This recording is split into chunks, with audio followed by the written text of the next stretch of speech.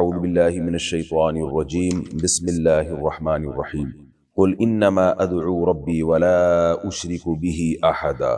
پچھلے رکوع میں جنات کا بیان تھا کہ انہوں نے کیسے اقرار کیا، ایمان لے کر آئے جب نبی صلی اللہ علیہ وسلم سے قرآن سنا، اور شرک سے توبہ کی انہوں نے، اور بتایا کہ کیسے شیاطین کی سرکشی بڑھتی ہے کیونکہ انسان ان کو پکارتے ہیں اپنی حاجات میں۔ تو جنات نے بتایا کہ ہم بھی اسی وجہ سے سرکش ہو گئے کہ انسانوں نے ہمیں خدا بنا لیا، معبود بنا لیا، اور مشکلات میں ہمیں پکارنا شروع کر دیا۔ پھر بیان تھا اس کا کہ مکہ والے اگر اللہ پہ ایمان لے آئیں تو اللہ خوب بارشیں برسائے گا، ان کو دنیا میں بھی ترقی ملے گی، آخرت میں بھی ترقی ملے گی۔ اور اللہ نے یہ بھی بتایا کہ سجدہ گاہیں یعنی سجدے صرف اللہ کے لیے، فلا تدعو مع اللہ احد، اللہ کے ساتھ کسی کو مت پکارو۔ اور پھر ان لوگوں کی توحید سے نفرت کہ نبی جب نماز کے لیے کھڑے ہوتے ہیں اور صرف اللہ کو پکار رہے ہوتے ہیں اس نماز میں، ایاک نعبد و ایاک نستعین کہتے ہیں، تو یہ کیسے آپ کے اوپر ارادہ کرتے ہیں کہ ہم سب ٹوٹ پڑیں، اتنی نفرت ہے ان کو توحید سے۔ تو آگے اس رکوع میں اسی توحید کے مضمون کی تکرار ہے کہ اے نبی آپ ان سے کہہ دیجئے تم جتنی بھی نفرت کرو توحید سے، لیکن قل انما ادعو ربی، میں تو صرف اپنے رب کو پکاروں گا، ولا اشرک به احدا، اس کے ساتھ میں کسی کو شریک نہیں کروں گا۔ کیسی کانفیڈنس کے ساتھ نبی صلی اللہ علیہ وسلم کی دعوت ہے، کتنے بھرپور طریقے سے آپ صلی اللہ علیہ وسلم پوری قوم کے مقابلے میں کھڑے ہوئے۔ اور پھر اس توحید کے مضمون میں یہ بھی ہے قل لا املک انی لا املک لکم ضرا ولا رشدا۔ مشرکین کہا کرتے تھے اگر ہم غلط ہیں تو آپ عذاب لے آئیں نا، آپ فوراً عذاب لے آئیں ہمارے اوپر۔ تو اس کا جواب دیا جا رہا ہے کہ اے نبی ان سے کہہ دیجئے لا املک لکم ضرا ولا رشدا، میں تمہارے نفع اور نقصان کا مالک نہیں ہوں، میرا کام ہے پیغام پہنچانا، تو میں مالک نہیں ہوں، بلکہ میری جو پوزیشن ہے قل انی لن یجیرنی من اللہ احد، ہرگز مجھے اللہ کے عذاب سے کوئی بچا نہیں سکتا، یعنی اگر اللہ عذاب دینا چاہے، ولن اجد من دونہ ملتحدا، اور میں اللہ کے سوا کوئی پناہ گاہ بھی نہیں پاتا، یعنی اللہ کوئی تکلیف پہنچانا چاہے گا تو اس سے بچنے کے لیے بھی مجھے اللہ ہی سے رابطہ کرنا پڑے گا، تو میں جب اپنے آپ کو نہیں بچا سکتا۔ یہ ایک تعلیق بالمحال ہے، تعلیق بالمحال کہتے ہیں کہ ایسا ممکن نہیں ہے کہ اللہ اپنے حبیب صلی اللہ علیہ وسلم کو عذاب دے، ظاہر ہے اللہ نے آپ کو رحمت للعالمین بنا کے بھیجا، لیکن صرف یہ سمجھانے کے لیے کہ میری حیثیت کیا ہے، تمام طاقتیں اللہ کے ہاتھ میں ہیں، کہ اگر وہ مجھے تکلیف پہنچانا چاہے گا تو میں بھی نہیں بچا سکتا، تو میں تمہیں اپنی طرف نہیں بلا رہا، میں تمہیں اللہ کی طرف بلا رہا ہوں، اس کی طاقت، اس کی قوت کا اقرار کرو اور اس کے عذاب سے ڈرو۔ الا بلاغا من اللہ ورسالاتی، ہاں میرا کام ہے اللہ کا پیغام عمومی طور پر بھرپور طریقے سے پہنچا دینا، اور رسالاتی ہی کا مطلب مطلق پہنچا دینا، یعنی اس کا پیغام ڈیلیور کر دینا، تو یہ دونوں کام میرے ذمے ہیں، یعنی پیغام پہنچانا اور بلاغت، اس کو عام کر دینا۔ بلاغت کا تذکرہ پہلے کیا کیونکہ اصل مقصود رسالت سے بلاغت ہے، اور جو بنیادی ذمہ داری ہے اس کو بعد میں ذکر کیا۔ وَمَن يَعْصِ اللَّهَ وَرَسُولَهُ فَإِنَّ لَهُ نَارَ جَهَنَّمَ، اور میرا کام یہ بتا دینا ہے کہ جو اللہ اس کے رسول کی نافرمانی کرے گا، کیونکہ رسول کی نافرمانی در حقیقت اللہ ہی کی نافرمانی ہے، فَإِنَّ لَهُ نَارَ جَهَنَّمَ، اس کے لیے جہنم کی آگ ہے، خالدین فیہا ابدا، جس میں وہ ہمیشہ ہمیشہ رہے گا، حتی اذا رأوا ما یوعدون، یہاں اللہ کا کلام شروع ہو رہا ہے، یعنی پہلا تو یہ تھا کہ اے نبی آپ لوگوں کو یہ کہہ دیجئے، اب اللہ خود اس کو یعنی بلاغت ہے نا یہ کہ نبی کے کلام، نبی کو بتایا گیا کہ آپ یہ کلام کریں، پھر خود اللہ نے اپنا کلام بیچ میں، یعنی اللہ نے اپنی بات شروع کر دی، حتی اذا رأوا ما یوعدون، آج تو یہ اس عذاب کا انکار کر رہے ہیں اور نبی سے مطالبہ کر رہے ہیں کہ لے کر آئیں، اور جب نبی قیامت کے عذاب کی بات کرتے ہیں تو یہ کہتے تھے کہ ہمیں ہمارے جو بھگوان ہیں یا ہمارے جو بت ہیں وہ بچا لیں گے اللہ کے عذاب سے، تو فرمایا کہ اذا رأوا ما یوعدون، جس عذاب کا ان سے وعدہ کیا جاتا ہے، جب یہ لوگ اس عذاب کو دیکھیں گے، فَسَيَعْلَمُونَ، ان کو پتہ چل جائے گا، مَنْ أَضْعَفُ نَاصِرًا، کون تھا کمزور مدد کرنے والے کے اعتبار سے، یعنی کس کے مددگار کمزور تھے۔ یہ تو کہتے ہیں نا اے نبی آپ کے مددگار تو بہت کمزور ہیں، ابو بکر ایمان لائے، 2-4 اور اصحاب ایمان لائے، تو آپ کے مددگار کمزور ہیں، ہمارے مددگار طاقتور ہیں۔ تو اللہ کہتے ہیں جب یہ عذاب دیکھیں گے تو پتہ چل جائے گا کس کی مدد کرنے والے کمزور تھے، وَأَقَلُّ عَدَدًا، اور کون قلیل تھا عدد کے اعتبار سے، نفری کے اعتبار سے، افرادی قوت کے اعتبار سے، یعنی اللہ کا لشکر تو فرشتے ہیں نا، وہ تو بہت بڑا لشکر ہے اللہ کا، تو یہ اپنے چند رؤسائے قوم، جو چند رئیس ہیں، سردار ہیں، ان کو دیکھ کے فخر کرتے ہیں، تو ان قریب پتہ چل جائے گا۔ قل ان ادری اقریب ما توعدون، مشرکین کا ایک ہی سوال تھا، بھائی عذاب لاؤ، بھائی عذاب لاؤ، کب آئے گا، کب آئے گا، یہ بتا دو، تاریخ بتا دو۔ تو اے نبی ان سے کہہ دیجئے ان ادری، مجھے نہیں پتا، اقریب ما توعدون، جس عذاب کا تم سے وعدہ کیا جاتا ہے وہ قریب ہے، ام یجعل لہ ربی امدا، یا میرے رب نے اس کے لیے ایک مدت، طویل مدت مقرر کر دی۔ امدا مدت کو کہتے ہیں، لیکن یہاں طویل اس لیے کہ قریب کے مقابلے میں، اس لیے اس کا ترجمہ ہم طویل کریں گے کہ میرے رب نے اس کے لیے طویل مدت مقرر کی ہے یا فوراً آئے گا، مجھے معلوم نہیں، میرا کام پیغام پہنچانا ہے۔ مجھے کیوں معلوم نہیں ہے؟ اس لیے کہ عالم الغیب اللہ کی ذات ہے، ہر چیز کا علم اللہ کے پاس ہے، عالم الغیب، وہ غیب کا علم جانتا ہے۔ فلا یظہر علی غیبہ احدا، وہ اپنے غیب پر کسی کو مطلع نہیں کرتا، لہذا اس غیب پر اس نے مجھے اطلاع نہیں دی ہے کہ قیامت کس دن آئے گی۔ دیکھیں یہ بھی نبوت کی ایک زبردست دلیل ہے نا۔ آپ صلی اللہ علیہ وسلم اگر ان کو کوئی تاریخ بتا دیتے کہ بھائی 100 سال کے بعد قیامت آئے گی، تو مشرکین کہتے چلو 100 سال کا ٹائم تو انہوں نے دے دیا، 100 سال میں سب نے دنیا سے چلے جانا تھا، تو کون دیکھتا 100 سال کے بعد آ رہی ہے کہ نہیں آ رہی ہے؟ یعنی اصل مقصد تو ان مشرکین کو مطمئن کرنا تھا، لیکن نبی صلی اللہ علیہ وسلم نے اپنی پوزیشن کو واضح رکھا، بھائی نہیں پتا تو نہیں پتا، تو یہ بحث ہی چھوڑ دو ہم سے، کیونکہ اللہ غیب کا علم کسی کو نہیں بتاتا، الا یہ کہ جو چیزیں ضروری سمجھتا ہے وہ بتا دیتا ہے، تو اس نے حکمت کے خلاف سمجھا کہ وہ قیامت کی تاریخ اور ڈیٹ کسی کو بتائے، یہ علم اللہ کے پاس ہے۔ فلا یظہر علی غیبہ احدا، وہ اپنے غیب پر کسی کو اطلاع نہیں دیتا، الا من ارتضی من رسول، ہاں بعض دفعہ ایسے ہوتا ہے کسی رسول سے وہ خوش ہوتا ہے، یعنی وہ راضی ہوتا ہے اس بات پر کہ اس کو غیب کا علم دے دیں، اور لہذا اس کو وہ رسول بنا دیتے ہیں، تو جزوی غیب کا علم پھر اللہ ان کو دے دیتا ہے، لیکن وہ غیب رہتا نہیں ہے۔ دیکھیں غیب کسے کہتے ہیں؟ غیب کا مطلب یہ ہوتا ہے کہ کسی چیز کے جاننے کے جو اسباب ہو سکتے ہیں، ان اسباب پر مطلع ہوئے بغیر آپ وہاں تک پہنچ جائیں۔ علم انسان کو حواس سے حاصل ہوتا ہے، ہمیں دیکھ کے چیزوں کا پتہ چلتا ہے، سن کے چیزوں کا پتہ چلتا ہے، سوچ کے پتہ چلتا ہے، چھو کے پتہ چلتا ہے، کسی کے خبر دینے سے پتہ چلتا ہے، محسوس کرنے سے پتہ چلتا ہے۔ سارے حواس جہاں فیل ہو جائیں تو پھر ہمیں کچھ نہیں پتہ چلتا۔ مجھے نہیں پتا دیوار کے پیچھے کیا ہے، نہ میں نے دیکھا، نہ مجھے کسی نے بتایا، نہ کوئی ایسے انسٹرومنٹ ہیں جو دیکھ کے بتا رہے ہیں، تو یہ ہے غیب کا علم، یہ صرف اللہ ہی کے پاس ہے۔ اللہ جاننے کے لیے کسی سبب کا محتاج نہیں ہے، وہ ہمیشہ سے ہر چیز کو پہلے سے جانتا ہے۔ ہاں اللہ عالم الغیب اگر کسی کو بتا دے تو ہم یہ کہیں گے کہ اللہ نے غیب کی فلاں بات فلاں کو بتا دی ہے، تو جب تک بتائی تھی اس سے پہلے پہلے وہ غیب کی تھی، لیکن جب بتا دی تو جس کو بتائی ہے اس کے لیے وہ غیب نہیں رہی، کیونکہ وہ تو بتانے سے علم حاصل ہوا۔ کیونکہ بعض مشرکین اس آیت سے نبی کو عالم الغیب ثابت کرتے ہیں اور دلیل دیتے ہیں کہ دیکھو اللہ کہہ رہا ہے کہ غیب کا علم اللہ کے سوا کسی کے پاس نہیں ہے، الا من ارتضی من رسول، اللہ کسی رسول کو منتخب کر لے تو اسے غیب کا علم دے دیتا ہے۔ وہی اللہ جب کسی رسول کو منتخب کرتا ہے تو اسے جو غیب کی باتیں اللہ بتا دیتے ہیں رسول کو، تو وہ تو اللہ کے بتانے سے رسول کو پتہ چلی ہیں، اس لیے وہ غیب کی رہی نہیں ہے، ان کو مجازن غیب کہا گیا ہے۔ کیونکہ اگر ہم اس کی وجہ سے نبی کو عالم الغیب کہیں تو پھر سوال پیدا ہوتا ہے کہ پھر نبی نے امت کو بھی تو بتا دی وہ باتیں، تو پھر تو امت بھی عالم الغیب ہو گئی۔ یعنی نبی نے ہمیں بتا دیا کہ قیامت آئے گی، یہ نہیں بتایا کہ کب آئے گی، لیکن یہ بتا دیا کہ آئے گی، تو یہ بھی تو غیب کا علم ہے، ہمیں تو نہیں پتا تھا، نہ سائنس بتا سکتی ہے کہ قیامت آئے گی کہ نہیں آئے گی، اور اگر آج بتا بھی دیتی ہے تو اس زمانے میں سائنس تو نہیں بتا سکتی تھی، اس زمانے میں سائنس نے اتنی ترقی نہیں کی تھی کہ وہ یہ بتا سکتے ہوتے کہ ایک دن آئے گا یہ کائنات تباہ و برباد ہو جائے گی، تو اس وقت تو یہ غیب کی بات تھی۔ قبر کا عذاب یہ غیب ہے، جنت جہنم یہ غیب ہے، لیکن نبی نے جب ہمیں بتا دی تو ہم کہیں گے نبی نے ہمیں غیب کی باتیں بتائی ہیں، لیکن اس سے ہم عالم الغیب نہیں بن گئے، اس لیے کہ ہمیں اس غیب پر اطلاع ایک سبب سے ہوئی ہے۔ وہ سبب کیا ہے؟ نبی کے بتانے سے۔ تو اسی طرح نبی کو بھی غیب کی باتیں جو پتہ چلی ہیں اس کے پیچھے ایک سبب ہے، وہ سبب کیا ہے؟ اللہ نے بتایا ہے، اور اللہ نے جب بتا دیا تو وہ غیب رہا نہیں، ایک بات۔ دوسری بات یہ کہ عالم الغیب یعنی تمام غیب کی باتیں صرف اللہ جانتا ہے، تو اللہ نے جو نبی کو غیب کی باتیں بتائی ہیں وہ بھی ساری باتیں نہیں بتائی ہیں، ساری باتیں بتا دی جاتی تو اللہ کا علم اور نبی کا علم برابر ہو جاتا۔ کیونکہ بعض لوگ یہ بھی ایک دلیل دیتے ہیں کہ بھئی ہم یہ نہیں کہتے کہ اللہ اور نبی ایک جیسے عالم الغیب ہیں، بلکہ اللہ اصل عالم الغیب ہے اور اللہ کے بتانے سے نبی بھی عالم الغیب بن گئے، یہ بھی غلط بات ہے۔ اللہ نے ساری باتیں نبی کو بتا دی ہوتی تو پھر ہم کہتے ہیں آپ صلی اللہ علیہ وسلم بھی عالم الغیب بن گئے، ہر چیز کا علم آپ کے پاس بھی ہے، ما کان وما یکون.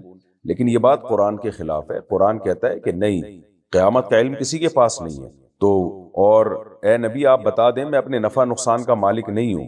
لو کنت اعلم الغیب لاستکثرت من الخیر، دوسرے مقام پہ ہے نا، اگر مجھے غیب کا علم ہوتا تو مجھے کوئی نقصان ہی نہ ہوتا.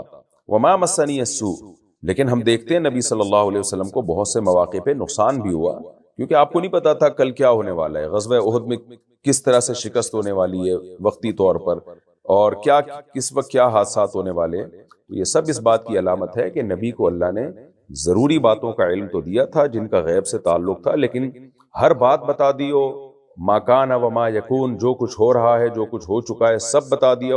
یہ قرآن و سنت کے بالکل خلاف ہے، اور یہ عقیدہ 100% شرکی عقیدہ ہے، کیونکہ علم اور قدرت اللہ کی دو ایسی صفات ہیں کہ اس میں کوئی اللہ کے ساتھ شریک نہیں ہے. اللہ کی قدرت بھی کامل اور اللہ کا علم بھی کامل. اس کمال میں کوئی مخلوق، چاہے وہ پیغمبر ہوں، جنات ہوں، فرشتے ہوں، کوئی بھی اللہ کے ساتھ شریک نہیں ہے. فرمایا فلا الا من ارتضى من رسول، ہاں اللہ جس رسول کو منتخب کرے فإنه يسلك من بين يديه، تو اسے کچھ غیب کی مطلب اسے کچھ غیب کی باتیں اللہ بتا دیتا ہے، لیکن وہ غیب بتاتے ہیں وحی کے ذریعے. تو اس وحی کی پھر حفاظت ہوتی ہے تاکہ کوئی شیطان اس میں دخل اندازی نہ کرے، اس وحی کو چینج کرنے کی کوشش نہ کرے. دیکھیں وحی دل پہ نازل ہوتی تھی نا، تو دل پہ شیاطین کے اثرات ہوتے ہیں، وسوسے ہوتے ہیں. تو اس لیے اللہ نے پہرے بٹھا دیے ہیں فرشتوں کے کہ جو فرشتے وہی لے کر آ رہے ہیں وہ دیگر فرشتوں کے پہروں میں آئے، اور کسی شیطان کو جن کو اس میں گھسنے کا موقع نہ دیا جائے.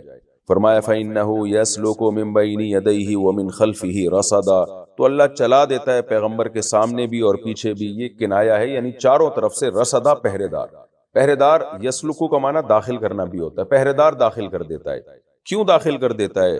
لِيَعْلَمَ أَنْ قَدْ أَبْلَغُوا رِسَالَاتِ رَبِّهِمْ، تاکہ اللہ جان لے کہ ان فرشتوں نے اپنے رب کے پیغامات کو صاف طور پہ پہنچا دیا ہے، یعنی جنات کے شر سے اور وسوسوں سے بچا کے. تو اس کے لیے اللہ نے ظاہری انتظام کیا، ورنہ اللہ کسی انتظام کا پابند نہیں ہے. لیکن اللہ کا علم بھی کامل ہے، تو ظاہری طور پر اللہ جان لے، حقیقت میں تو پہلے سے جانتا ہی ہے. ظاہری طور پر بھی جس کی حکمت یہ ہے کہ پورا پراپر انتظام ہو. لیکن دنیا دار الاسباب ہے. قرآن میں ہے نا کہ ہم تمہاری مدد کریں گے بدر میں فرشتے نازل کر کے، تو اللہ نے خود ہی جواب دے دیا کہ اللہ فرشتوں کا محتاج نہیں ہے، وہ چاہے تو ویسے ہی مدد کر لے. لیکن دنیا دار الاسباب ہے، تو اس لیے دنیا میں ہر چیز کے اللہ تعالیٰ اسباب اختیار کرتے ہیں. تو وہی کو شیطان کے اثرات سے بچانے کے لیے اللہ نے فرشتوں کے ایک جھرمٹ میں نازل کرتے ہیں وحی. حدیث سے ثابت ہے کہ آپ صلی اللہ علیہ وسلم کی وحی کی حفاظت کے لیے 4 فرشتے متعین تھے. تو یہ اسباب اختیار کیے اللہ تعالیٰ نے، ورنہ اللہ اسباب کا محتاج نہیں ہے. لیکن دنیا دار الاسباب ہے. وہی بات کہ حضرت عیسیٰ علیہ السلام جب قرب قیامت میں نازل ہوں گے تو آسمان سے تو اتر آئیں گے مینار تک، لیکن مینار سے سیڑھیاں لگا کے نیچے اتریں گے. اب دیکھیں آسمان سے اتر گئے مینار تک، فرشتوں کے کندھوں پہ آگے سیڑھیاں لگائی جا رہی ہیں. وجہ اس کی ہے کہ بھئی آپ دار الاسباب میں داخل ہو چکے ہیں، اب یہاں سیڑھیوں سے اتار چڑھاؤ ہوگا، اب فرشتے نہیں اوپر نیچے لے کے جائیں گے. تو ان قد ابلغوا رسالات ربهم، تاکہ اللہ جان لے کہ انہوں نے اپنے رب کے پیغامات کو پورے طور پہ پہنچا دیا ہے. وَأَحَاطَ بِمَا لَدَيْهِمْ، اور اللہ نے احاطہ کیا ہوا ہے ان فرشتوں کے سامنے، یعنی ان کے احوال کا. ان فرشتوں کے حالات کو بھی اللہ دیکھ رہا ہے، بلکہ دیکھنا تو دور کی بات، احصا کل شیء عددا، کائنات کے ذرے ذرے کو اس نے شمار کیا ہوا ہے. احصا کا معنی حفاظت کرنا، شمار کرنا، یہ ان سب معنوں میں استعمال ہوتا ہے. جس چیز کی حفاظت کی جاتی ہے اس کو گن گن کے رکھا جاتا ہے، اس لیے گننے کے معنی میں بھی ہے، حفاظت کے معنی میں بھی ہے. تو ہر چیز کو اس نے عدد یعنی گن کے محفوظ رکھا ہوا ہے. تو یہ کنایا ہے کہ حفاظت سے، کائنات کے ذرے ذرے کا اس کے پاس حساب ہے. تو وہی کیسے ضائع ہو سکتی ہے، اور اللہ کو کیسے اللہ بھول سکتا ہے کہ میں نے پیغمبر پہ وہی نازل کیا کی تھی اور ہوئی کیا ہے، شیطان نے اس میں تصرف کر کے کیا کرا دیا. تو ایسا ہو نہیں سکتا، امپاسبل، کیونکہ اللہ کا علم کامل ہے. لہذا وحی ہر طرح کی تحریفات سے محفوظ. آسمان سے اللہ کا پیغام سید الانبیاء کے جو قلب مبارک پہ نازل ہوتا ہے وہ وہی نازل ہوتا ہے جو اللہ نے نازل کیا، اور آپ کی زبان اقدس سے وہی کلام صادر ہوتا ہے جو اللہ چاہتا ہے. تو اب عقل بندی کی بات یہ ہے کہ اس کلام کو فالو کر لیا جائے. یہ کلام بھی تو اللہ کی ذات سے نکل رہا ہے نا، جو میں آپ کے سامنے تلاوت کر رہا ہوں، جو اللہ کی ذات سے نکلا تھا اور پیغمبر صلی اللہ علیہ وسلم کی قلب مبارک پہ نازل ہوا. تو یہ ٹوٹلی اللہ کا کلام ہے، اس میں کسی قسم کی کوئی تحریف نہیں ہے، نہ جنات کی طرف سے نہ انسانوں کی طرف سے۔ سورہ جن بھی الحمدللہ ہماری مکمل ہو گئی، اور اس سورت کا حاصل عقیدہ توحید ہے، کیونکہ ابتدائے اسلام میں یہ نازل ہوئی ہے، اور اس میں بتا دیا گیا کہ جو اللہ اس کے رسول کی نافرمانی کرے گا اس کے لیے جہنم کی آگ ہے، کیونکہ رسول کی نافرمانی اصل میں میسنجر آف گاڈ، اللہ کی نافرمانی ہے۔ اب ہم اگلی سورت کی طرف چلتے ہیں، سورہ مزمل، یعنی 29ویں پارے کا رکوع نمبر 13 اور سورہ مزمل کا پہلا رکوع۔ حسب معمول اس کا مختصر لفظی ترجمہ مختصر گرامر کے ساتھ، پھر انشاءاللہ اس کی تفسیر ہوگی۔ اعوذ باللہ من الشیطان الرجیم، بسم اللہ الرحمن الرحیم۔ یا ایھا المزمل، اے چادر لپیٹنے والے۔ تزمل کہتے ہیں لباس لپیٹنا، چادر لپیٹنا۔ تو نبی صلی اللہ علیہ وسلم جب غمزدہ ہوتے، آج بھی عرف ہے جب کوئی شخص غمزدہ ہوتا ہے تو چادر لپیٹ کے بیٹھ جاتا ہے وہ، تو آپ صلی اللہ علیہ وسلم چادر اوڑھ کے بیٹھے ہوئے یا لیٹے ہوئے تھے، تو اللہ نے آپ کو حکم دیا، تفسیر میں انشاءاللہ اس کی ڈیٹیل آئے گی، قم اللیل، آپ رات کو کھڑے ہو جائیے، قم کھڑے ہو جائیے۔ جب اللیل میں لام ساکن تھا تو میم کو کسرہ دے دیا، قم اللیل، آپ رات کو کھڑے ہو جائیں، الا قلیلا، مگر کچھ حصہ، تو کچھ حصہ آپ نہ کھڑے ہوں، اس میں آرام کریں آپ، یعنی تہجد مراد ہے۔ وہ کچھ حصہ کتنا ہے جس میں آپ کھڑے ہوں؟ نصفہو، رات کا آدھا، نصف آدھے کو کہتے ہیں، یعنی اس رات کا آدھا حصہ آپ تہجد پڑھیں۔ او انقص، اصل میں تھا او انقص، نقص ینقص، نقص کرنا، کمی کرنا، او انقص، یا آپ کمی کریں، منہو، اس رات میں، قلیلاً، کچھ حصہ، یعنی آدھی رات کھڑے رہیں یا آدھی میں بھی کچھ کمی کر دیں، آدھی سے کم کھڑے رہیں، یعنی 1/3 رات۔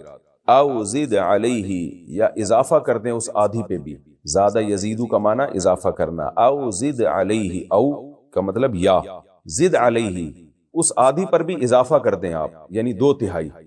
یہ کیوں میں 2/3 سے ترجمہ کر رہا ہوں اور 1/3 سے؟ کیونکہ اگلے رکوع میں اس کی تفصیل اللہ نے بتائی ہے کہ 1/3 رات یا 2/3 رات، تو اس سے پتہ چلتا ہے کہ قرآن رات کو 1/3 آدھی اور 2/3 میں ڈیوائیڈ کر رہے ہیں، 33%، 50% اور 66%۔ او زد علیہ، یا آپ اس آدھی پر اضافہ کر دیں، یعنی 2/3 رات کھڑے ہوں۔ ورتل القرآن ترتیلا، اور قرآن کو پڑھیں ترتیل کے ساتھ۔ ترتیل کہتے ہیں کہ اس طرح سے پڑھنا کہ ایک ایک لفظ صاف ہو، بالکل واضح سمجھ میں آ رہا ہو۔ دیکھیں ترتیل کا مطلب ٹھہر ٹھہر کے پڑھنا نہیں ہوتا، یہ جو ترجمہ کر دیا جاتا ہے ٹھہر ٹھہر کے پڑھیں، یہ ترجمہ بالحاصل ہے، یعنی باللازم ہے۔ لازم کا مطلب یہ کہ جب کوئی بھی لفظ کو بہت صاف صاف پڑھا جائے تو ٹھہر ٹھہر کے پڑھا جائے گا نا، تو صاف پتہ چلے گا، لیکن اس کا اصل مقصد ٹھہر ٹھہر کے پڑھنا نہیں ہے۔ اگر کوئی روانی سے قرآن پڑھ رہا ہے لیکن الفاظ سمجھ میں آ رہے ہیں اور ایک ایک حرف نکھر کے سامنے آ رہا ہے، تو روانی سے پڑھنا بھی ترتیل ہی کہلائے گا۔ وَرَتِّلِ الْقُرْآنَ تَرْتِيلًا، اور قرآن کو پڑھیں صاف صاف۔ اِنَّا سَنُلْقِي عَلَيْكَ، بے شک ہم عن قریب ڈالنے والے ہیں آپ پر، القا یلقی، القاء کا معنی ڈالنا، قولاً ثقیلا، ایک بوجھل کلام، ثقیل ثقل سے نکلا ہے، بھاری کلام ہم آپ پر نازل کرنے والے ہیں۔ ان ناشئۃ اللیل، بے شک رات کا اٹھنا، ناشئہ، نشأ ینشأ، پروان چڑھنا کسی چیز کا، نشو نما اردو میں یہ لفظ استعمال ہوتا ہے، انشاء پیدا کرنا، تو ناشئہ کا معنی بھی ایک چیز کا ظہور۔ تو ہم سو رہے ہوتے ہیں نا گہری نیند، تو ایک نیا کام ہوتا ہے، ہم اٹھ جاتے ہیں، تو اس لیے رات کے اٹھنے کو، جاگنے کو اللہ نے ناشئہ سے تعبیر کیا ہے۔ ان ناشئۃ اللیل، بے شک رات کا اٹھنا، ہی اشد وطئا، یہ بہت سخت ہے روندنے کے اعتبار سے۔ وطء کہتے ہیں روندنا، یعنی جب ہم کسی چیز کو اپنے پاؤں سے روند دیتے ہیں تو اس کو وطء کہتے ہیں عربی میں۔ تو اشد کا معنی بہت زیادہ سخت ہے، یعنی یہ اس میں تفضیل ہے، زیادہ سخت ہے۔ وطئن روندنے کے اعتبار سے، یہاں روندنے سے کیا مراد ہے؟ اپنے دل کا روندنا، اپنی خواہشات کا روندنا، یعنی کچلنا۔ کیا مطلب؟ رات کو جب ہم اٹھتے ہیں نماز کے لیے نیند قربان کر کے، تو اس سے نفس کو بہت تکلیف ہوتی ہے، ہمارے دل کو بہت تکلیف ہوتی ہے، تو ہم اپنی دل کی خواہش کو کچل دیتے ہیں۔ تو یعنی یہ زیادہ سخت ہے اپنی خواہشات کو کچلنے کے لحاظ سے، یعنی اس میں خواہشات کو بہت زیادہ کچل دیتے ہیں ہم۔ دل نہیں چاہتا نا انسان کا گہری نیند ہوتی ہے، تو اللہ چاہتا ہے کہ اللہ کے حبیب صلی اللہ علیہ وسلم مجاہدہ کریں، اپنی خواہش کو قربان کریں۔ نیند چونکہ ایک فطری چیز ہے نا، ہر شخص کو گہری نیند سے بڑی محبت ہوتی ہے، تو اللہ کہتے ہیں رات کو تہجد پڑھنا، یہ اس لیے اس کا آسان ترجمہ ہوگا، یہ رات کا اٹھنا یہ نفس پہ بہت گراں گزرتا ہے، تو نفس کو آپ اس میں کچل کے رکھ دیتے ہیں۔ وَأَقْوَمُ قِيلَ، قیل سے قول کو قیل بھی پڑھا جاتا ہے. وَأَقْوَمُ، اور زیادہ سیدھا ہے کلام کے اعتبار سے. کیا مطلب؟ اس وقت میں آپ کا کلام بالکل ٹھیک ٹھیک ہوتا ہے. تو کلام ٹھیک ٹھیک کا مطلب تفسیر میں انشاءاللہ میں اس کی ڈیٹیل بتاؤں گا. اِنَّ لَكَ فِي النَّهَارِ، بے شک آپ کے لیے دن میں سبحًا طویلا، بہت طویل مصروفیات ہیں. سبح اصل میں تیراکی کو کہتے ہیں، چلنے کو کہتے ہیں. تو جب انسان مشغول ہوتا ہے تو چل پھر رہا ہوتا ہے نا، وہ اس کام میں جا رہا ہے، اس کام میں جا رہا ہے، پھر وہ کام کر رہا ہے. تو مطلق مشغولیت کو بھی سبح کہا جاتا ہے. مبالغتاً اس کو سبح سے یعنی تیرنے سے تعبیر کیا ہے، بہت زیادہ مشغولیت. تو اس لیے اس کا سب نے ترجمہ مشغولیت سے کیا ہے. ان لک فی النہار سبحا طویلا، آپ کے لیے دن میں بہت زیادہ مشغولیت ہے. واذکر اسم ربک، اور آپ اپنے رب کا نام لیجئے. وتبتل الیہ تبتیلا، تبتل کہتے ہیں سب سے کٹ جانا. بطول اسی سے نکلا ہے نا، بطول سیدہ فاطمہ کا لقب ہے، یعنی مخلوق سے کٹ کے اللہ کی طرف مائل ہونے والی. تو تبتل، تبتل، اچھا تبتل نکاح سے اجتناب کو بھی کہا جاتا ہے، کیونکہ نکاح ہوگا تو بیوی بچوں کے خرچے اور ذمہ داریاں. تو تبتل شادی بیاہ کی ذمہ داریوں سے کٹ کے اللہ کی طرف مائل ہو جانا، اس کو بھی تبتل کہا جاتا ہے. یہاں تبتل سے کیا مراد ہے تفسیر میں بتاؤں گا. وَتَبَتَّلْ إِلَيْهِ، اور اے نبی آپ اللہ کی طرف کٹ کے یعنی مخلوق سے کٹ کے مشغول ہو جائیے. تبتیلا، خوب اچھی طرح سے مشغول ہو جانا، یعنی خوب اچھی طرح سے مخلوق سے کٹ جائیں اور مکمل اللہ کی طرف توجہ کر لیں. وہ اللہ کون ہے؟ رب المشرق والمغرب، وہ مشرق کا مالک اور مغرب کا مالک. لا الہ الا ہو، اس کے سوا کوئی عبادت کے لائق نہیں. فاتخذہ وکیلا، اسی کو ٹھہرا لیں اپنا کارساز. وکیل کسے کہتے ہیں؟ آپ اس کے ذمہ کام سونپ کے خود آرام سے بیٹھ جاتے ہیں. بھائی وکیلوں کو فیس دی جاتی ہے نا، کہ بھئی آپ کو ہم فیس دے رہے ہیں، اب آپ نمٹیں ہمارا یہ سارا کام نمٹائیں آپ. تو اللہ کہہ رہے ہیں کہ وکیل اللہ کو بنا لیں. اب اللہ کو تو خدا نخواستہ کوئی فیس نہیں دی جاتی، مقصد یہی ہے کہ اپنا کارساز اللہ کو بنا لیں. یعنی اللہ نے جو کام آپ کے ذمہ لگایا آپ وہ کریں اور اپنے سارے معاملات اللہ کے سپرد کر دیں، اس پہ توکل کریں. وَاصْبِرْ عَلَى مَا يَقُولُونَ، اور یہ مشرکین جو باتیں کر رہے ہیں اس پہ صبر کریں. وَاهْجُرْهُمْ، اور چھوڑ دیں ان کی، ہجرت چھوڑنے کو کہتے ہیں، اور چھوڑ دیں ان کو حجرن جمیلا، عمدہ طریقے سے چھوڑنا. وَذَرْنِي، یہ ذر کا لفظ دوبارہ آ گیا، کئی بار آ چکا ہے. ذر کا مطلب چھوڑ دیں. وَذَرْنِي، اور چھوڑ دیں مجھے. وَالْمُكَذِّبِينَ، اور جھٹلانے والوں کو، یعنی مجھے اور ان کو چھوڑ دیں آپ، میں ان سے خود ہی نمٹ لوں گا. اُولِي النَّعْمَةِ، یہ جھٹلانے والے جو نعمتوں والے ہیں، جن کو اللہ نے خوب دنیا میں نعمتیں دی ہیں. وَمَهِّلْهُمْ، مہل یمہل تمہیلا، مہلت دینا، اور ان کو مہلت دے دیں قلیلاً، تھوڑے دنوں کے لیے، کچھ وقت کے لیے آپ ان کو مہلت دے دیں. ان لدینا، بے شک ہمارے پاس، انکالاً، زنجیریں ہیں، طوق ہیں. انکال طوق جو گلے میں ڈالے جاتے ہیں. وجحیما، اور جہنم ہے. وطعاماً، اور کھانا ہے. ذا غصہ، غصہ کہتے ہیں گلے میں اٹکنے والا، اٹکنا. تو ذا غصتن، گلے میں اٹکنے والا کھانا. وعذاباً علیما، اور دردناک عذاب ہے ہمارے پاس. یوم ترجف الارض، یہ عذاب کب ہوگا؟ جس دن زمین کانپے گی. والجبال، اور پہاڑ بھی کانپیں گے. کثیبا مہیلا، کثیب ریت کے ٹیلے کو بولتے ہیں، ریت کے چھوٹے چھوٹے جو جمع ہو جاتی ہے نا کہیں ریت. اور مہیلا حالت تراب، جیسے مٹی کو آپ دائیں بائیں کرتے ہیں تو ایسے پھیل جاتی ہے وہ. تو مہیل اس میں مفعول ہے، یعنی وہ ریت جو پھیلا دی گئی ہو. یعنی اس کا آسان ترجمہ جو کیا گیا ہے ریگے رواں، یعنی جیسے پہاڑ ہوں گے نا، یہ پہاڑ نہیں رہیں گے ایسے جیسے کمزور ریت ہوتی ہے، پھونک مارو وہ اڑ جائے. تو ایسے ہلکی ریت کی طرح بن جائیں گے پہاڑ. انا ارسلنا الیکم رسولا، بے شک ہم نے بھیجا ہے آپ کی طرف ایک رسول. اے لوگو آپ کی طرف ہم نے ایک رسول بھیجا ہے، تمہاری طرف ہم نے ایک رسول بھیجا ہے. شاہدن علیکم، جو گواہ ہوگا تم پر، یعنی رسول قیامت کے دن گواہی دیں گے. کما ارسلنا الی فرعون رسولا، جیسے ہم نے فرعون کی طرف ایک رسول کو بھیجا تھا. فعصا فرعون الرسول، فرعون نے رسول کی نافرمانی کی. فاخذناه اخذا وبیلا، پس ہم نے پکڑ لیا تھا اس فرعون کو اخذا وبیلا. وبیل کہتے ہیں شدید کو، بہت شدید پکڑ میں پکڑا تھا فرعون کو. فکیف تتقون ان کفرتم، پس تم کیسے ڈرو گے اگر تم کفر کرتے ہو. یومن، اس دن سے. یجعل الولدان شیبا، جو بنا دے گا ولدان ولد کی جمع، ولد بچے کو بولتے ہیں، ولدان اس کی جمع، شیبا بوڑھے کو کہتے ہیں، شیب سفید بالوں کو بھی کہا جاتا ہے۔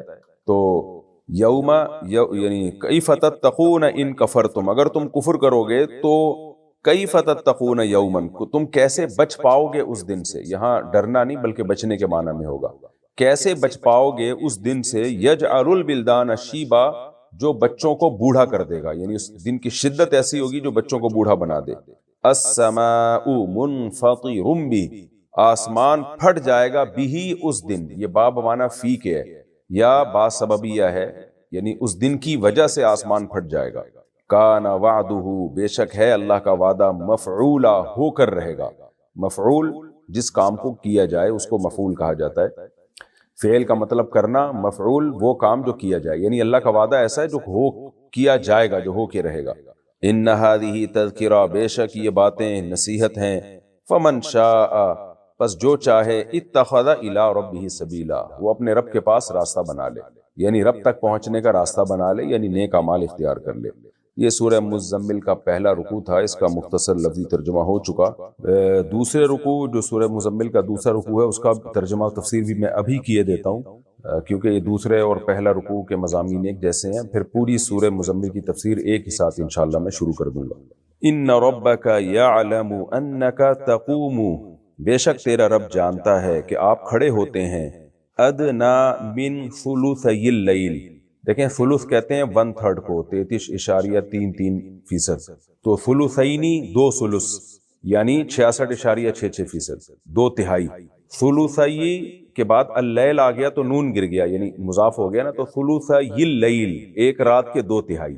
اب اس آیت کا ترجمہ سمجھیں، بے شک تیرا رب جانتا ہے، انک تقوم، کہ اے محمد صلی اللہ علیہ وسلم آپ قیام کرتے ہیں، ادنا من ثلثی اللیل، رات کے 2 تہائی سے کم، رات کے 2 تہائی سے کم حصے میں آپ قیام کرتے ہیں۔ ادنا یہ بھی اس میں تفضیل ہے، کسی چیز کے مقابلے میں کم۔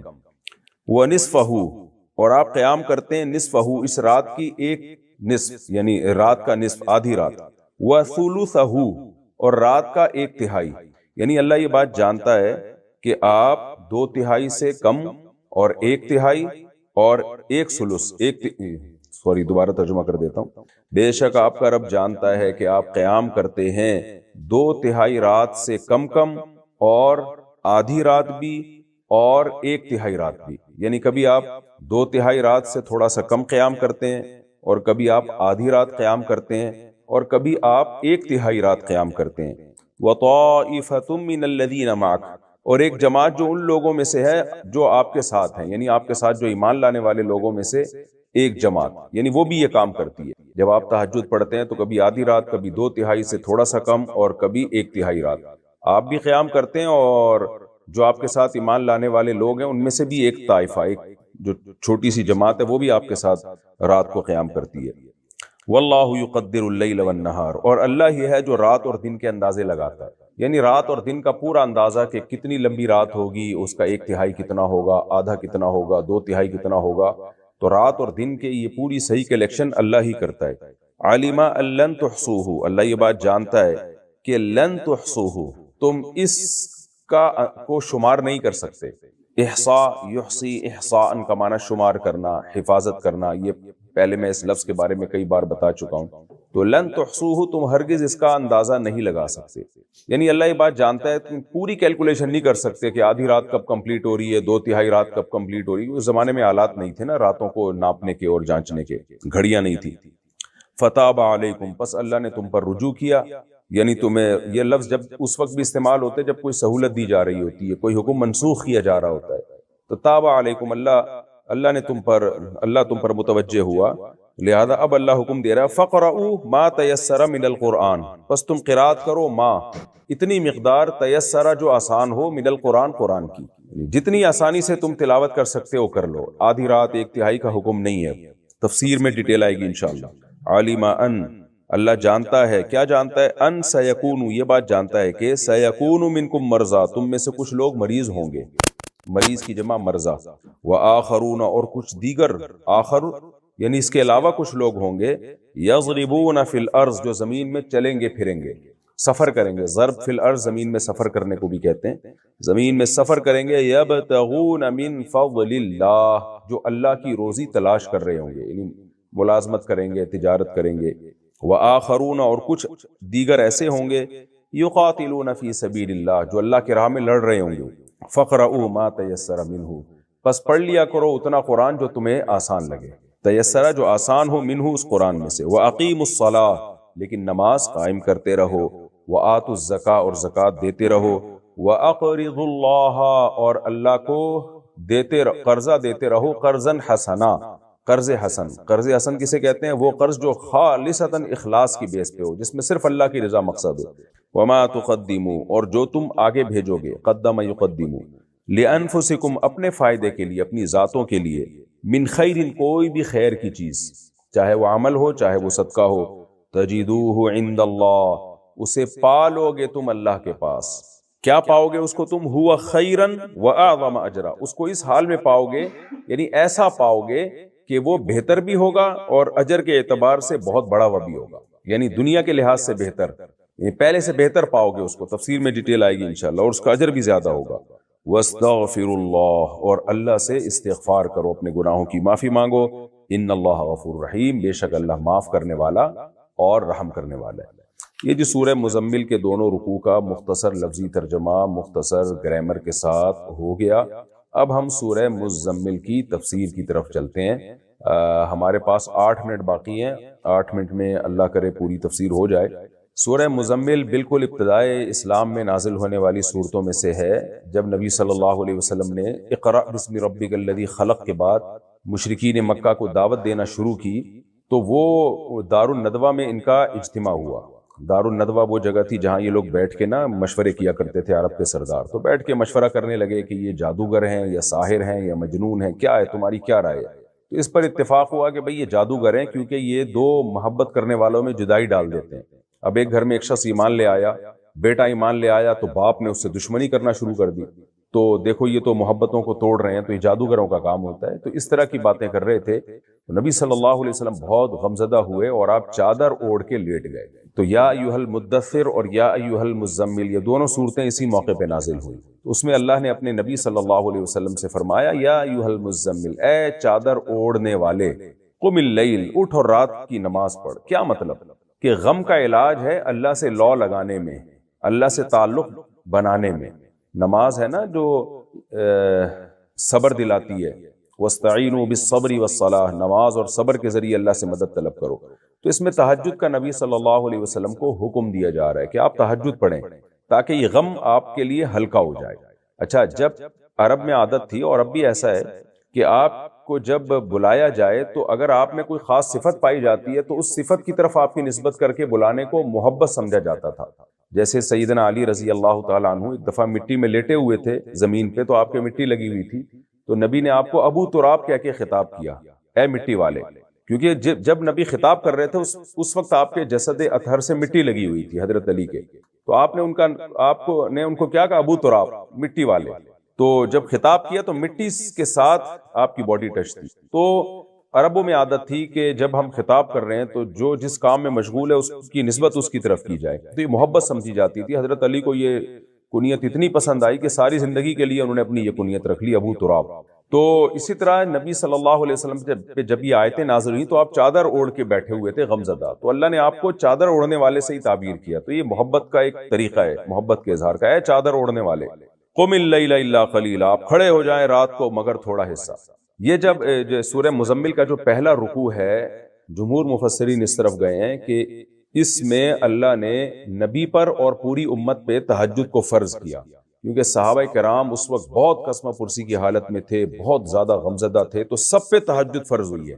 لیکن اگلے رکوع میں اس تہجد کے حکم کو منسوخ کر دیا گیا اور حکم دیا گیا فقرؤوا ما تیسر منہ، جتنی تم سے تلاوت ہو سکتی ہے کرو. وہ بھی استحباب کے درجے میں، واجب نہیں ہے. تو اگلے رکوع میں تہجد کی فرضیت کو منسوخ کیا گیا اور اگلا رکوع بعد میں نازل ہوا ہے، یعنی ایک کافی ٹائم کے بعد، سورہ مزمل کے پہلے رکوع کے بعد نازل ہوا ہے. بعض لوگوں نے کہا 2 سال کے بعد، واللہ عالم. تو منسوخ کیا گیا دوسرے رکوع میں تہجد کی نماز کو.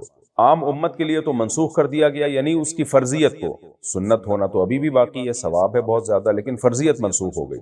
اب یہ فرضیت نبی کے حق میں بھی منسوخ ہوئی کہ نہیں ہوئی، پھر اس میں بھی علماء کی دو رائے ہیں۔ بعض کہتے ہیں نبی پر بھی تہجد کی نماز فرضیت منسوخ ہو گئی، اور بعض نے کہا نہیں نہیں، نبی پر تہجد کی نماز آخری دم تک فرض تھی، امت کے لیے اس تہجد کی نماز کے فرض ہونے کو منسوخ کیا گیا۔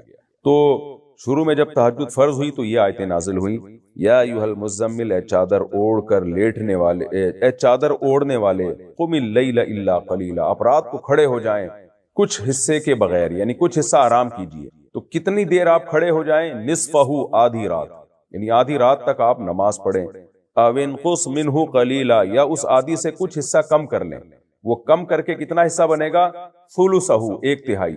جیسے کہ اگلے رکوع میں آ رہا ہے نا کہ اللہ کو معلوم ہے کہ آپ آدھی رات بھی کھڑے ہوتے ہیں، ایک تہائی بھی اور دو تہائی بھی، تو آدھی رات سے کچھ کم بھی کھڑے ہو سکتے ہیں آپ، وہ ہے ایک تہائی۔ تو کم سے کم جو تہجد کی مقدار فرض تھی شروع میں اس امت پہ اور نبی پہ، وہ تھی 1/3 رات، یعنی عشاء کا وقت جب سے شروع ہوتا ہے اور صبح صادق، تو اس پوری رات کو آپ نے 3 حصوں میں ڈیوائیڈ کر لینا ہے، اور 3 حصوں میں سے ایک حصہ آپ نے تہجد پڑھنی ہے۔ او زد علیہ، یا اس پر کچھ اضافہ کر لیں، یعنی نصف پہ کچھ اضافہ کر لیں تو 2 تہائی بن جائے گا۔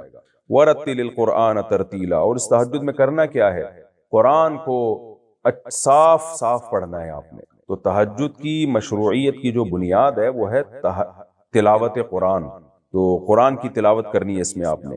انا سنلقی علیک قولا ثقیلا، یہ تہجد کا حکم کیوں دیا جا رہا ہے، قرآن پڑھنے کا حکم کیوں دیا جا رہا ہے؟ اس لیے کہ ہم آپ پر نازل کرنے والے ہیں ایک بھاری کلام، یعنی جتنا کلام نازل ہو چکا ہے یہ تو بہت تھوڑا ہے، آگے پورا قرآن ہے جو آپ پہ نازل کرنا ہے، تو اس کے لیے آپ کو تیار کیا جا رہا ہے۔ بھاری کیوں ہے وہ کلام جو ہم نازل کریں گے؟ 2 طرح سے بھاری ہے۔ ایک تو اس کے احکام بہت بھاری ہیں، اس میں آپ کو حکم ہے تبلیغ کریں آپ، اور پوری قوم سے آپ مقابلہ کریں۔ ظاہر ایک بہت بڑا ویژن ہے جو اس قرآن میں نبی کو دیا جا رہا ہے، بات بات پہ آیتیں نازل ہوں گی، یہ کرنا ہے یہ نہیں کرنا، تو اس لحاظ سے ایک بھاری کلام ہے۔ دوسرا، یہ کلام نازل ہونے میں بھی بھاری ہے، جیسے حضرت زید بن ثابت کہتے ہیں نبی صلی اللہ علیہ وسلم کی ران میری ران پر تھی، اور آپ صلی اللہ علیہ وسلم پر وہی نازل ہوئی تو آپ کی ران مبارک اتنی بوجھل ہو گئی، مجھے ڈر لگا کہ میری ران چٹک کے ٹوٹ نہ جائے کہیں۔ سیدہ عائشہ فرماتی ہیں شدید سردی میں جب نبی پر وحی نازل ہوتی تھی نا، آپ کے پیشانی مبارک سے پسینے کے قطرے ٹپک رہے ہوتے تھے، اتنا بوجھ ہوتا تھا آپ کی طبیعت پہ۔ تو یہ اس لحاظ سے بھی بہت بھاری کلام ہے، تو دونوں لحاظ سے بھاری ہے، معنوی طور پر بھی اور ظاہری طور پر بھی۔ تو ہم آپ کو تہجد کا حکم اس لیے دے رہے ہیں کہ تہجد سے آپ کے لیے اس مشقت کو برداشت کرنا آسان ہو جائے گا، 2 وجہ سے۔ نمبر 1، تہجد سے جتنا اللہ کا تعلق نصیب ہوتا ہے اتنا شاید کسی اور عبادت سے نہیں ہوتا، تو اللہ کے تعلق کی وجہ سے اس بوجھ کو برداشت کرنا آپ کے لیے، تبلیغ رسالت کے بوجھ کو برداشت کرنا آسان ہو جائے گا، کیونکہ اللہ کے حکم پہ کر رہے ہیں، اللہ کی محبت میں کر رہے ہیں۔ اور دوسرا کہ جب تہجد پڑھنا خود ایک تکلیف دہ عمل ہے، مشقت والا عمل ہے، تو جب انسان بڑی مشقت اٹھاتا ہے تو چھوٹی مشقت کو برداشت کرنا آسان ہو جاتا ہے۔ دیکھیں فوجیوں کو ٹریننگ دی جاتی ہے نا، بڑے بڑے پتھر اٹھوائے جاتے ہیں ان سے، تاکہ بھئی تم یہ اٹھاؤ تو پھر جنگ کے دوران اس سے کم وزن اٹھانا تمہارے لیے آسان ہوگا، تو زیادہ مشقت میں ڈالا جاتا ہے تاکہ تھوڑی مشقت کا انسان عادی ہو جائے۔ تو اس لیے اللہ نے فرمایا کہ تہجد کی نماز اشد وطئن، نفس پہ بہت شاق گزرتی ہے، تو اللہ آپ سے اور آپ کے ساتھ جو ایمان والے لوگ ہیں ان سے یہ شاق کام، شاق کا مطلب ایسا کام جو مشکل ہے، وہ اس لیے لے رہا ہے کہ آگے جو آپ سے کام لینا ہے وہ بھی مشکل ہے، تو وہ مشکل آپ پہ آسان ہو جائے۔ تو اس لیے اللہ نے فرمایا کہ انا سنلقی علیک قولا ثقیلا، ہم آپ پر بہت بوجھل کلام نازل کرنے والے ہیں، آگے پورا قرآن نازل ہوگا، لہذا آپ تہجد میں اٹھیے اور قرآن کی تلاوت کریں۔ ان ناشئۃ اللیل ہی اشد وطئا واقوم قیلا، کیونکہ رات کا اٹھنا یہ نفس پہ بہت گراں گزرتا ہے، اور اقوم قیلا اس میں بات بہت صاف ہوتی ہے۔ بات صاف کا کیا مطلب ہے؟ جب آپ اللہ کا کلام پڑھیں گے تو بہت صاف ہوگا، 2 طرح سے ہوتا ہے۔ نمبر 1، آپ جب نیند سے اٹھتے ہیں تو آپ کی جو سوچ ہے وہ مرتکز ہوتی ہے، آپ کا فوکس ہوتا ہے۔ لوگ کہتے ہیں نا میں تھک گیا ہوں تو مجھ سے فوکس ہی نہیں ہو رہا، کسی کام جب آپ تھکے ہوئے ہوتے ہیں نا تو جب بھی آپ کوئی کام کرتے ہیں فوکس اس پہ نہیں رہتا آپ کا، تو فوکس کے اعتبار سے بھی اقوم ہے، یعنی آپ جب اللہ کا کلام پڑھیں گے تو وہ پڑھیں گے بھی بالکل ٹھیک ٹھیک، اس میں کوئی غلطی کا امکان نہیں ہے، اور فوکس بھی پورا ہوگا، یعنی اس کا اثر بھی ہم پھر پورا لیں گے۔ حقیقت بھی یہی ہے کہ رات کو جب آپ اٹھ کے اگر فجر کی نماز میں آپ دیکھ لیں کتنا تلاوت میں دل لگ رہا ہوتا ہے، کیونکہ تھکاوٹ ختم ہو چکی ہوتی ہے، نیند پوری ہو چکی ہوتی ہے، تو اس سے انسان کا فوکس ٹھیک رہتا ہے۔ تو اقوم قیلہ، اس سے بات بالکل یعنی اس کا آسان ترجمہ یہ کیا گیا ہے، وہ اقوم قیلہ کہ رات کو اٹھنا اقوم قیلہ بات کے اعتبار سے بھی سیدھا ہے، یعنی جب بات کریں گے وہ بھی بالکل سیدھی سیدھی ہوگی، یعنی بات سے مراد ہے کلام، اللہ کا کلام، تو اللہ کا کلام اس میں ٹھیک ٹھیک پڑھا جائے گا، فوکس کے ساتھ، توجہ کے ساتھ۔ تو یہ ہمارا وقت چونکہ مکمل ہو چکا ہے، یہ بہت دلچسپ صورت ہے، تو اگلے ایپیسوڈ میں انشاءاللہ میں اگلی آیت پڑھوں گا، بلکہ اس ایک آیت میں پڑھ لیتا ہوں کیونکہ اس کا مضمون اسی جیسا ہے۔ ان لگ فی النہار سبحا طویلا، تو اے اللہ جب تو نے مشقت میں ڈالنا ہے تو دن میں تو ہمیں یہ مشقت دے دے، رات کو تہجد کی نماز کا تو ہمیں کیوں حکم دے رہا ہے؟ تو اللہ نے اس کا جواب اگلی آیت میں دیا، ان لگ فی النہار سبحا طویلا، اے نبی رات میں آپ کی مشغولیت، دن میں آپ کی مشغولیت بہت زیادہ ہے، دنیاوی اعتبار سے بھی اخروی اعتبار سے بھی۔ دنیا کا مطلب کیا؟ اپنے گھر والوں کے خیال کرنا، ان کی ضرورات کو پورا کرنا، اور دینی اعتبار سے بھی جہاد ہے، تجارت ہے۔ صحابہ کرام تو تجارت بھی کیا کرتے تھے، اگلے رکوع میں آ رہا ہے کہ تم دن میں تجارت بھی کرتے ہو اور جہاد بھی کرتے ہو، تو دن میں مشغولیت بہت زیادہ ہے۔ دن میں اس طرح سے آپ اللہ کے کلام کو فوکس کر کے تلاوت نہیں کر سکتے، اور تعلق مع اللہ جو اللہ کی عبادت کر کے قائم ہوتا ہے، جو نماز کے ذریعے قائم ہوتا ہے، وہ دن میں ہو نہیں سکتا اس کیفیت کے ساتھ جس کیفیت کے ساتھ رات میں ہو سکتا ہے۔ وقت مکمل ہو گیا، انشاءاللہ میں اگلے ایپیسوڈ میں سورہ مزمل کی تفسیر شروع کروں گا یہاں سے، وَاذْكُرِ اسْمَ رَبِّكَ وَتَبَتَّلْ إِلَيْهِ تَبْتِيلًا، یعنی آیت نمبر 8۔ تو ہم انشاءاللہ اگلے ایپیسوڈ میں 29ویں پارے کا رکوع نمبر 13 اور سورہ مزمل کی آیت نمبر 8 سے انشاءاللہ ہم تفسیر شروع کریں گے۔ اللہ تعالی ہمیں سمجھنے کی، عمل کی توفیق عطا فرمائے، وَمَا عَلَيْنَا إِلَّا الْبَلَاغُ۔